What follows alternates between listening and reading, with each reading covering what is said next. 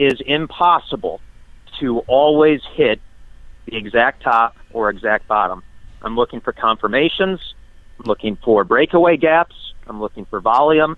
These are all tools that help you recognize when something has changed. So could gold and silver go lower? Possibly. I'm not shorting it, but could it go higher too? Well, hey, it did break the 200-day moving average. Subsequently, it took out the 300 and 400.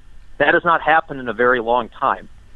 So if you look at the trade here, people who all approach, I think that you have to do what works for you. A new silver company for investors, with Keith Neumeier agreeing to become a major shareholder. Luke Norman, co-founder of Gold Standard Ventures, is the new chairman, and the company has acquired 3 former First Majestic silver properties. To learn more about this must-own silver stock, go to futuremoneytrends.com/silver1. That's futuremoneytrends.com/silver1. Hello, everyone, and welcome into CrushTheStreet.com. I am Kenneth Amaduri, and I'm joined today with a very popular guest, David Trungale of TraderTours.com. David Trungale, thanks for joining me. It's my pleasure, Kenneth. Thank you for having me. David, you've come on the show a number of times, and you've had some significant calls here, and you're a technical trader.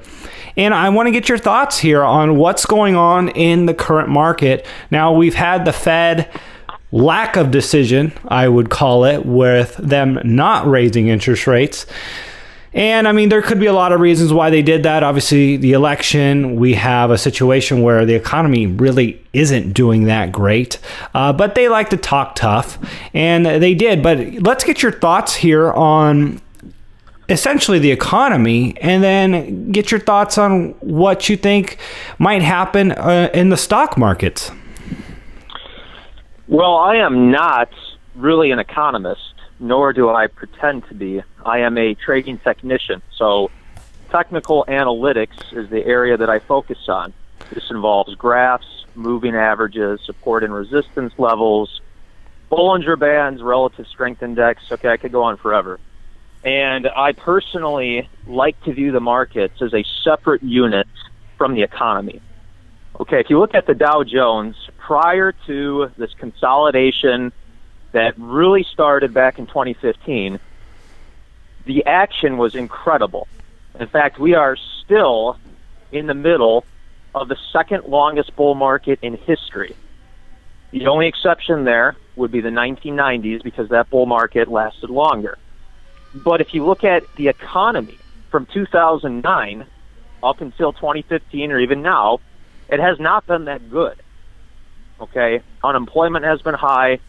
I know a lot of people focus on the price inflation factor, but the job reports, all of that, I like to deliberately block it out and focus on the market action, because the bull market was fantastic.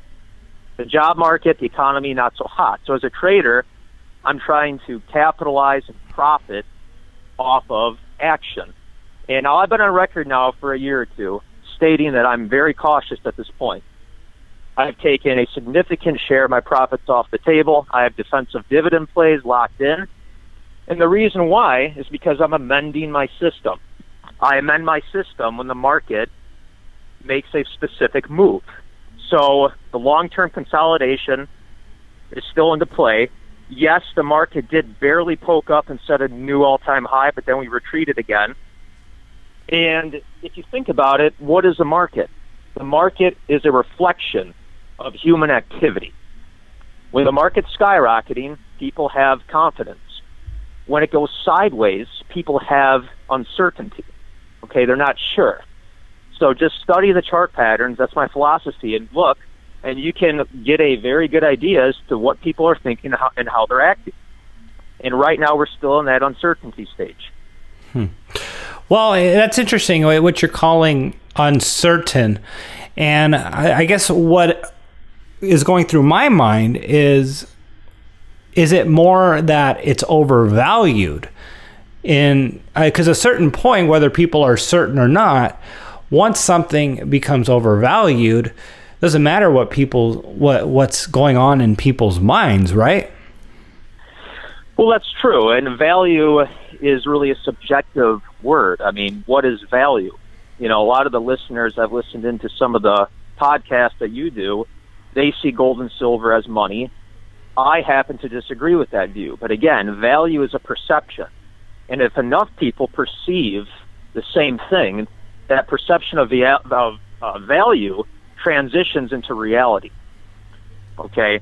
So, again, is the market overvalued? Well, it depends. I mean, some people said that it was overvalued back when it was at 12,000 or 14,000 or 16,000. So, again, if you're not sure to put a exact number on it, I think it's a fair claim. But again, I'm adapting to the technical action. I'm sticking with defensive dividend plays because they tend to hold up well when there's market turbulence. David, you said something right there that, a lot of people are going to be scratching their head on, and that is that metals aren't money. And, going back for thousands of years, precious metals have shown to be money and, have outlasted all fiat paper currencies, and I just wanted to kind of get your thoughts on, what exactly you meant by that the metals aren't money. Yeah, well, it's really pretty simple. When you say metals were money 5,000 years ago, you are correct, but they are not money today. And I've tried to emphasize this before. You can call society stupid. You can say that, yeah, they're just pieces of paper with serial numbers on it, but that's what people accept. And as long as people accept it as money, it will be money. And the track record of the dollar being the reserve currency and surviving in our lifetime is unlimited because we have not seen a dollar collapse. So, again, I'm not saying it's right or wrong. I'm not saying it's the way it should be. I'm just telling it the way it is. If you go down to the grocery store, they're going to want your dollars. If you got enough flights and went down to Mexico on vacation, they'll take your dollars. Well, they'll take your dollars. I understand what is officially referred to as money, but if I gave you an ounce of gold and $1,300 and came back to you 100 years later, it's the value that is stored in each one of those. You got fiat paper, 1,300 fiat paper dollars, and an ounce of gold. I think you got, which one would you put your trust in? Well, you're correct, and I've tried to touch on this item as well. Over the very, very long term, decades and centuries, you're right. One could contest that virtually all assets go up in price. Where was real estate 50 years ago? Where was the price of gold 50 years ago? What was the price of land 50 years ago? You could all argue that they go up over time, but the truth remains that they are assets, and each asset class has a different amount of volatility and risk associated with it. Okay, so, if you look at the '08 real estate crisis, real estate was a hard asset, but what about all the individuals that were leveraged up buying hard assets in Phoenix, Arizona, and then they took a huge hit when the market came down? So while you are correct that paper currency has a track record over the very long term of diminishing in value, you have to understand that it is still the universal medium of exchange. It's what people take. Okay, so when we are facing times of uncertainty, and I'm talking about the short run, now how you want to categorize the short run is, again, it's another subjective thing, but look at the last 2 or 3 years. The Dow potentially has peaked where it's hard to say. If you look at the metal sell-off from 2011 all the way through 2015, cash held up okay then. And is 4 or 5 years a short term? Well, again, I really don't consider that short term. Some may. And since you mentioned metals, speaking of which, I did want to touch base on the technical action that we're seeing. I've been on record, and I'm known for shorting the whole sector going back years ago successfully all the way up until now. And I would like to state on record that I have no longer been shorting gold or silver for the last several months. Did you want to touch base on commodities a bit more? Well, I was just going back to the previous point, and I don't want to belabor it too much.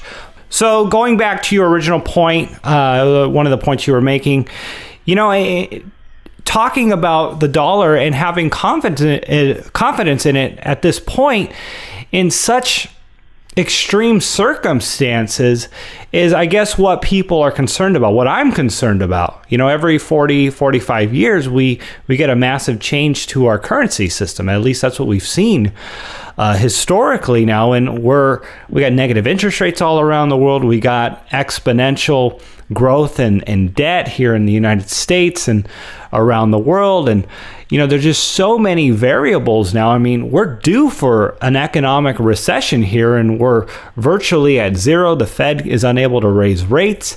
So many fundamental reasons why the system can't be trusted. And again, putting your trust in something that is real, something that will store value, something that even if there is a panic, there will always have some intrinsic value is what I personally feel is prudent.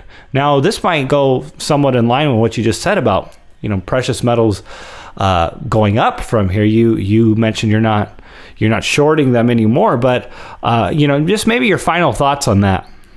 Well, yeah, I mean, you kind of covered a lot of different topics there.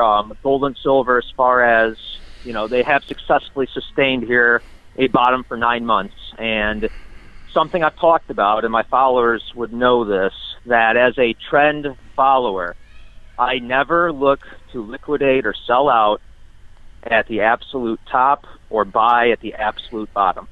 And I don't care what anybody claims, it is impossible to always hit the exact top or exact bottom. I'm looking for confirmations, I'm looking for breakaway gaps, I'm looking for volume. These are all tools that help you recognize when something has changed. So could gold and silver go lower? Possibly. I'm not shorting it, but could it go higher too? Well, hey, it did break the 200-day moving average. Subsequently, it took out the 300 and 400. That has not happened in a very long time. So if you look at the trade here, people who bought gold or silver specifically in 2016 have been doing well. And it may continue that way for a while. But again, I'm making other trades in this market right now. I have dividend plays. I have short-term moving averages that I'm applying to make short-term gains. It's not like a one-size-fits-all approach. I think that you have to do what works for you and look at results. Look at your account statements. If you're doing something that's working, continue doing it. If it's not working, amend your system. That's exactly what I did when I closed out my short position, specifically in gold or silver. Okay, because I made substantial profits for the last several years. Earlier this year, it kept going up, and I thought, wait a minute, something's changed here. The gains that were coming easily vanished, so it's time to close it out. So again, I'm not necessarily recommending buying or selling, but if you do hold a position in gold or silver right now, the trend is up. And I'm looking for that confirmation. I'm facing the facts. It has been a great performing asset here in 2016, so perhaps it could go higher. Well, David, I always appreciate your comments. You are a smart guy. And if people want to learn more about what you do, where would they go and what would they find? Sure. If you go to tradertours.com, you can access a newsletter, and I am the primary publisher of that. It's focused on technical analysis and trading. You will be emailed my guidelines to investing. You have email support. I have recently extended out to phone consultations. And again, I really emphasize the idea of starting small. Okay, if you want to make a change, start out small, see how that goes. If it goes well, you can increase your positions. And I really think that education, learning, and observation, that's the only way to get better, is you have to actually do it. And if you fail, that's okay. In fact, I've learned a lot more from my failures than my gains. It's only after failing can you appreciate what you did wrong, learn from your mistakes, and then move forward. Well, that's good advice right there. David Trungale, everyone, of TraderTours.com. David, thanks for coming on. Kenneth, it's been a pleasure, and I look forward to speaking with you again at some juncture.